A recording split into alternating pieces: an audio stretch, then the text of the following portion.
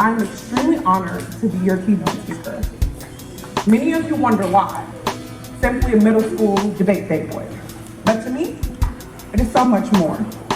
It is a celebration of your wins and your losses and the things you have yet.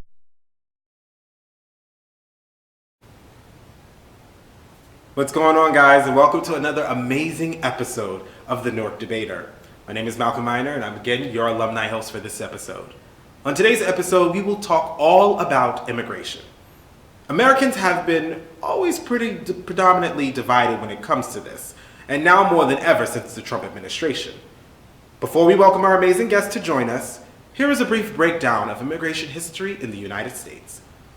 The United States experienced major waves of immigration during the colonial era, the first part of the 19th century, and from the 1880s to 1920. Many immigrants came to America seeking greater economic opportunity, while some, such as the Pilgrims in the early 1600s, arrived in search of religious freedom. From the 17th to the 19th centuries, hundreds of thousands of African slaves came to America against their will.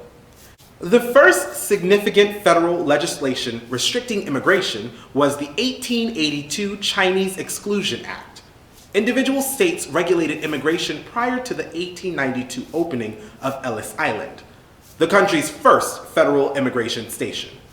New laws in 1965 ended the quota system that favored European immigrants, and today, the majority of the country's immigrants hail from Asia and Latin America. Another major wave of immigration occurred from around 1815 to 1865. The majority of these newcomers hail from the Northern and Western Europe. Approximately 1/3 came from Ireland, which experienced a massive famine in the mid-19th century. In the 1840s, almost half of America's immigrants were from Ireland alone. Typically impoverished, these Irish immigrants settled near the point of arrival in cities along the East Coast. Between 1820 and 1930, some 4.5 million Irish migrated to the United States. Also in the 19th century, the United States received some 5 million German immigrants. Many of them journeyed to the present-day Midwest to buy farms or congregated in such cities as Milwaukee, St. Louis, and Cincinnati.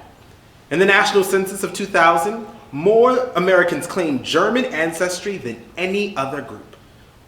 During the mid-1800s, a significant number of Asian immigrants settled in the United States. Lured by news of the California gold rush, some 25,000 Chinese migrated there by the early 1850s. The influx of newcomers resulted in an anti-immigration sentiment among certain factions of American native-born, predominantly Anglo-Saxon Protestant population. The new arrivals were often seen as unwanted competition for jobs, while many, Catholics especially, the Irish experienced discrimination for their religious beliefs. In the 1850s, the anti-immigrant, anti-Catholic American Party, also called the Know Nothings, tried to severely curb immigration and even ran a candidate, former U.S. President Millard Fillmore, 1800 to 1874, in the presidential election of 1856. Following the Civil War, the United States experienced a depression in the 1870s that contributed to a slowdown in the immigration. One of the first significant pieces of federal legislation aimed at restricting immigration was the Chinese Exclusion Act of 1882, which banned Chinese laborers from coming to America. Californians had agitated for the new law, blaming the Chinese, who were willing to work for less, for a decline in wages. Sadly, since then, although we have seen many new immigration policies put into place allowing more and more leniency, there always seems to be a new group of people who are marginalized and left out. Some people have even brought up the concept of international open borders. But the logistics of actually executing something like that are far too complicated. Well, without any further delay, let's welcome our amazing guest, Mr. Saul Grullon, here to help us facilitate the discussion today. And we are back and we would love to welcome our new amazing guest and my brother and the first speech person to ever be interviewed on our show, speech alum, Mr. Saul Grullon. Welcome, sir. Thank you for having me. It's a pleasure. Of course, you know, always. So tell us, Saul, where are you originally from? So I'm actually from the Upper Antilles Islands, so Dominican Republic. Oh, wow. Yes, absolutely. Look at you. And what would you say is your greatest passion currently? My greatest passion has to be just acknowledging time and space for Latinos and LGBT folks who have a hard time articulating who they are and who they desire to be in the future to their parents. So luckily enough, I've had mentors that have replaced my parents' role. Mm-hmm. Oh, wow. So do you currently have any projects that you're working on or looking forward to work on in the future? Yes, actually, I was just in a lab experience. I was working with entomology for 3 years, and I am currently just trying to transition into coaching a speech and debate team on my own. I've been coaching with Central High School finest Dennis K. Filber, a coach for, I believe, almost 2 decades. Mm-hmm. And I've been coaching along with him for 10 years. So I think it's time to embark on my own journey. Yes, and you did speech in high school yourself, right? That is correct. And what high school were you at? I was in Barringer High School. Oh, see, Barringer's out here now. Okay. Well, that's awesome. So tell us, Saul, I know this is a bit of a jump since our first episode, but we're going to talk about immigration in the U.S. So tell me, how do you feel about America's current stance on immigration and current policies that are right now in place? Above all, I feel uncomfortable. Okay. But if I take it a little bit further, I might feel traumatized. Only because as someone, for example, like myself, who has been in this country for 28 years, and I've only been in my country for 2 years, I feel American. I feel that the culture that I know and the culture that I've embraced all along has been American. Just following what teachers and the school system have sold to me as the American dream, which to me has been a complete American nightmare. Nightmare in the sense that every opportunity that I wanted to tackle, such as going to graduate school or even undergrad, it was just challenging for me, especially being undocumented until I was 24 years old. So right now, I really am moving forward, but there's still this element of trauma just behind my mind every time that I see my Latino brothers or a lot of French students that migrate from Haiti or from their own country into Central High School, actually. Wow. So if possible, how would you change America's policies, if you could, assuming there would be no pushback? How would you change it? There are a couple of ways in which you can not possibly change, but probably influence. Okay. And in a country where there are more Canadians in Canada, the number of Latinos and Black that are in this country, it beats that rate on its own. Canadians, native Canadians in Canada, that amount, Latinos surpass that. And to me, I just feel that if we come to an establishment of just having universal citizenship, and just establishing multiple American languages, since we currently don't have a language that belongs to America. English is not a recognized language to America. We haven't had one yet. But if that time comes, I feel that it should be multiple. Oh, that is very true. I was actually, I was watching something not too long ago, and it was talking about the very few things that are actually simply purely American, like coming from whatever was born in America. I think it was saying about like musicals is an American thing. Like you have the operas in Europe, but musicals are a thing that was that was born here, or like jazz, as we know, is born here in America. Absolutely. Yeah, it's so interesting when you said that. So tell me, media outlets and history books often refer to the United States as like a cultural melting pot, as we know, but because of all the different people we have represented here, would you agree to that, or how do you feel? How would I feel exactly? Like, do you consider us a melting pot? Like, do you consider America to truly be a melting pot, given your background? You know, I could succumb to that answer with a quick yes, only because I have embraced the American education for such a long time. And I even went to an undergraduate school that embraces the culture of the melting pot, and that make references so that scholarly papers can be yet another reference to, yes, the melting pot is still intact.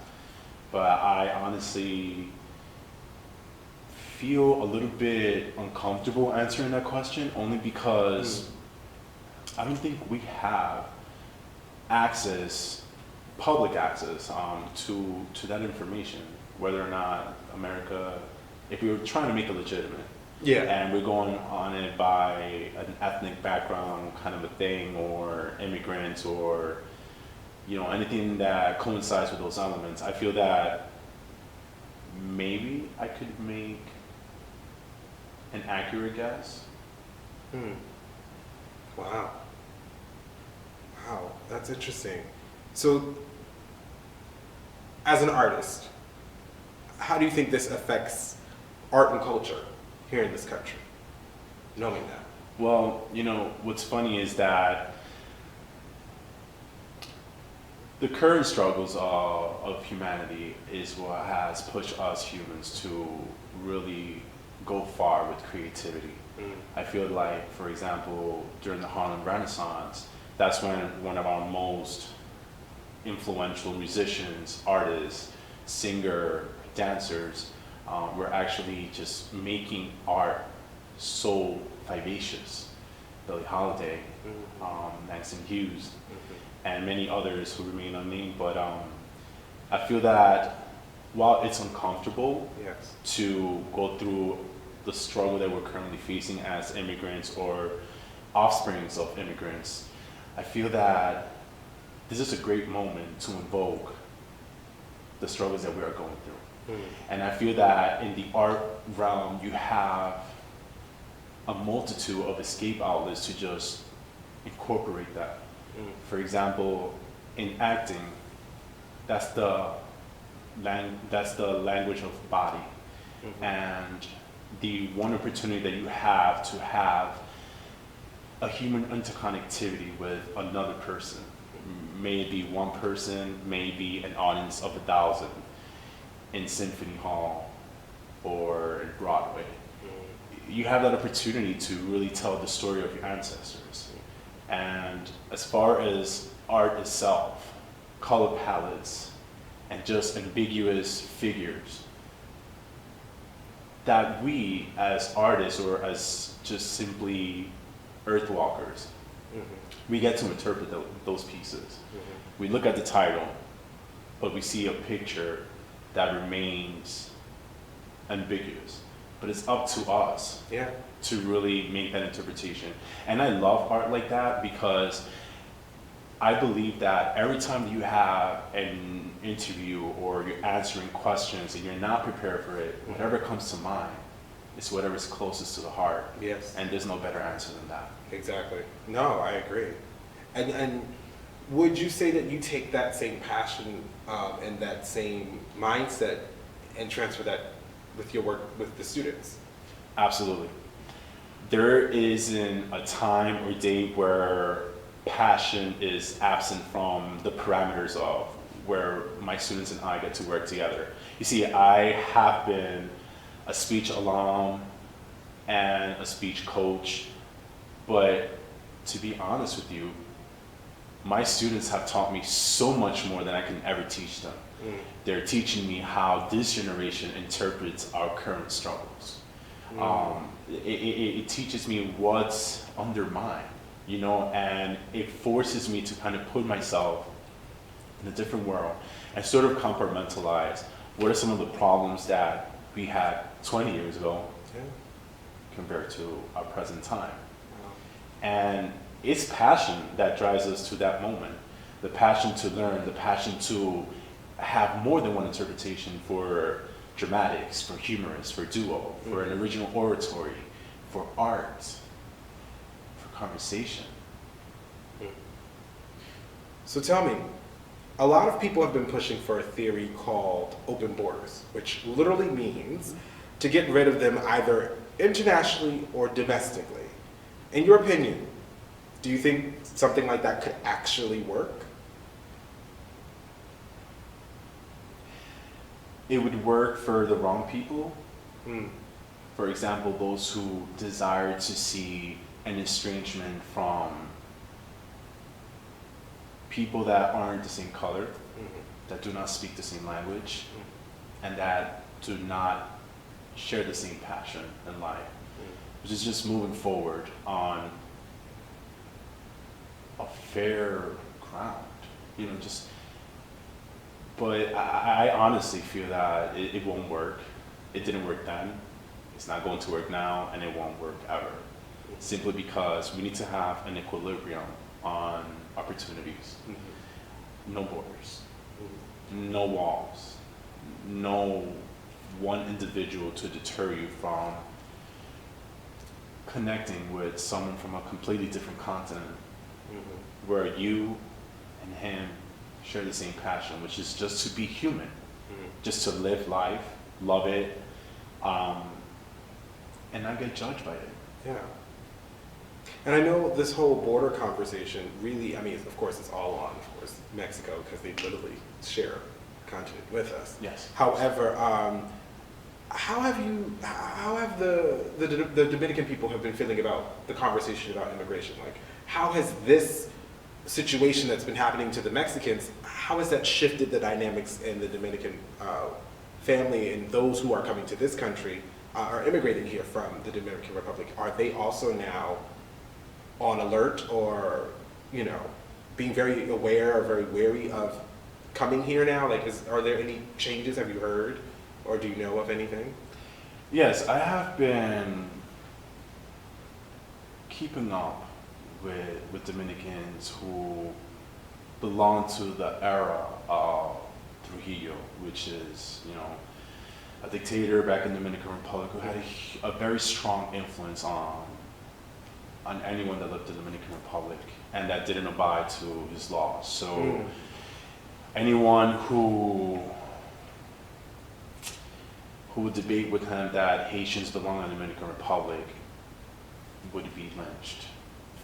Or they would simply have one night to sleep, but not a day to see again. And I feel that those people, the offsprings of those individuals that had to survive that specific era, are still alive, right? And they still embrace the anti-negritude and, you know, anti-black movement because they themselves have been internalizing and recycling just the culture of Eurocentrism, where we favor being white, we favor looking European in our image, the way we talk, the way we present ourselves. And there are currently some Dominicans and some Haitians that still believe in the bleaching method so that they can appear to be more European-esque. And there are the offsprings of these parents who have had an opportunity to go to college and completely divorce themselves from what their parents lived. And these are the Dominicans that are pushing for a more open-minded, more liberal arts, a more justice system for individuals who want to migrate to the U.S. simply because being at home is not enough. the politics is a lot worse, and it leaves us at nothing. Wow. Poverty is not, it's not news. It's actually a norm. Yeah. And when you have individuals like Dominicans or Haitian migrating here and they're still being deterred from coming here because being in the country is not enough, I just feel that that speaks volumes as to how we, as human, are taking steps back Yeah. instead of step forward. Because, think about it. We were all placed in this world at the same time. And then you're going to tell me that we're going to live in different parts of it, but we're never going to have an opportunity to unite and find that element that connects us all together, which is love, Yeah. which is passion, which is influencing our children to be the better generation, Yeah. so that the world that we live in can survive. And when you have borders and these policies that are deterring people from connecting with one another, I think that's a universal issue that we all have to come to terms to accept and completely absolve ourselves from, when always we are honest, respectful, and we marry some new policies that not only benefits immigrants but everyone. Yeah. Wow.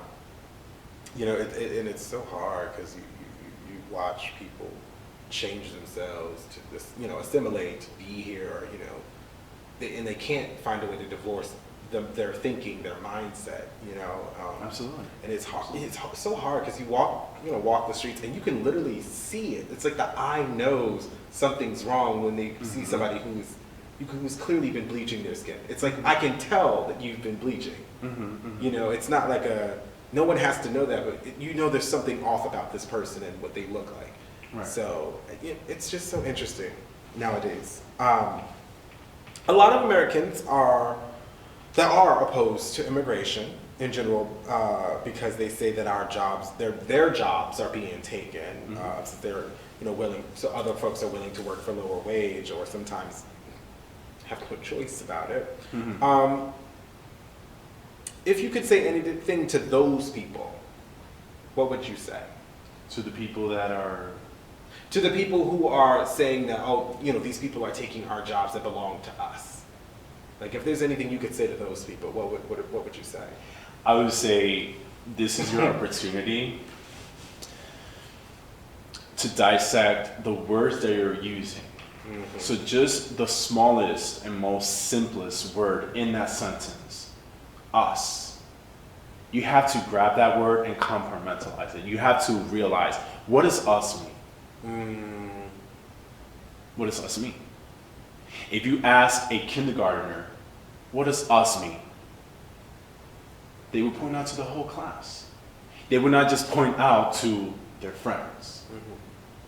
You understand? And I feel just like kindergartners or fifth graders, I feel that politicians have to realize that when they say us, we're talking about human beings. Yes. We're talking about people that breathe the same air, people that live in the same community, people that are trying to figure out ways to just make our community better and less vexatious. We're not meant to live in a vexatious environment. We are often just struggling with depression. We're struggling with anxiety because being ourselves is not enough. Being ourselves is a red flag for politicians. And I feel that to those people, realize that when you say us, you're referring to us humans. It's not a matter of a political party, a political agenda. It's not about ethnic backgrounds. It's not about gender. It's about us, human beings. You have hands, I have hands. You have eyes, I have eyes. You have ears, I have ears. You have five senses, I have all five senses. So when we touch each other, when we shake our hands, when we converse, that is us. living our best life, doing what humans are supposed to do, which is to connect, not disconnect. Boy, if you don't preach out here on this, you better go ahead. Listen, we about to change I'm the sorry. world. We're going to change the world. The question is, are you coming along with him? Okay. Amen. So With us. So completely, no, okay, this is completely off topic, but tell us, what is the best advice you've ever received, Saul? Oh my goodness. I feel that sometimes when you are an offspring of parents that migrated to this country and that never had an education, but you've been taught in this country that going to college is the way, but you don't have the support from your parents. You're being told, quit high school, work at a corner store, because that's what we Latinos do. When you have that type of experience compared to someone who has parents who's constantly motivating their child to go to college, learn some more, change the world. I feel that when you have those two, there's a problem. There's a problem that we need to fix. And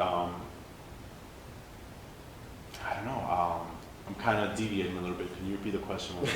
No. Sometimes passion takes over, and listen. No, I'm telling you were on it. No, it was just about the best advice you've ever received. Right. So the best advice, because I personally have been like on the long run and always rushing to be a better student, to keep a high GPA, so that I, as an immigrant, I don't get kicked out of a program that's subsidizing for my education. That because I had that rush hour like experience in community college, undergrad, graduate, that at any given time I could have cracked.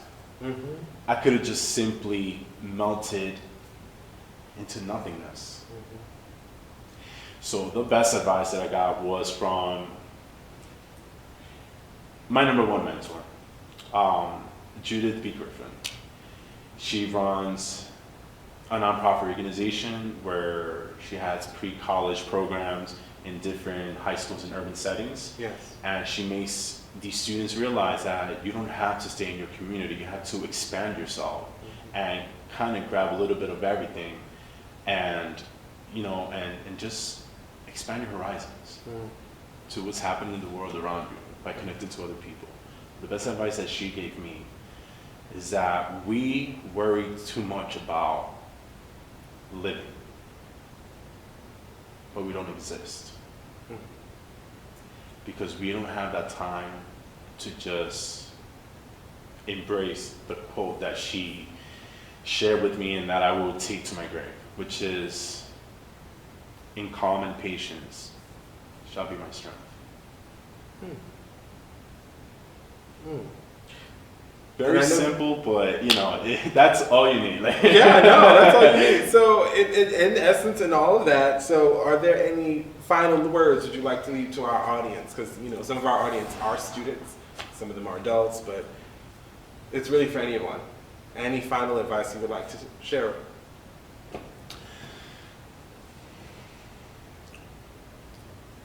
We all share a common struggle. But we could also all share a common success. And that can only happen if you give yourself the opportunity to challenge someone else who doesn't know how to reconvene with people from different ethnic backgrounds, that speak different languages, that are from different socioeconomic statuses, and that are willing to work with one another. So I would just tell you that racism was not something that just existed. It's taught. So why don't we unteach ourselves that? Because I feel that that's the one factor that's estranging us, human beings, from being one. So simply just be yourself and love people for being people. Not because they're a woman, a man, because they're tall, short, skinny, heavy set. just love people because we all have a heart. Awesome. Well, unfortunately, you all, that's all the time we have today. But before we go, let's play a quick game. As you know, we're going to play a game called Fact or Fiction. Now, I'm going to list a few statements that may or may not have been stated by our current president, and you just have to determine if they are fact or fiction. All right? Are you ready? He's ready. That's a fact. That's a fact. All right, here we go. 1. Open borders is a great idea. We should implement this internationally. Definitely fiction. We love Asians. Fiction. Okay. I love everyone. We wish we could help everyone. However, it's just not economically feasible. Fact or fiction? Definitely fiction. We need to build a wall.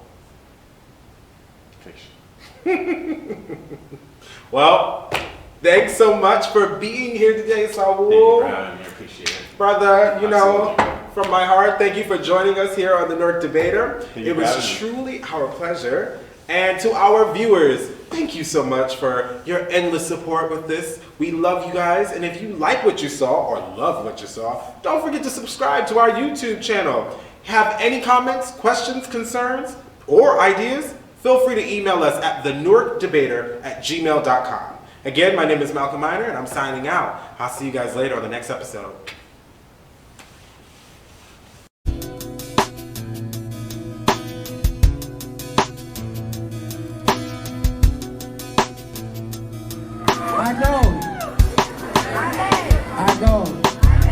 I go. The first significant federal legislation restricting immigration. We'll try that again.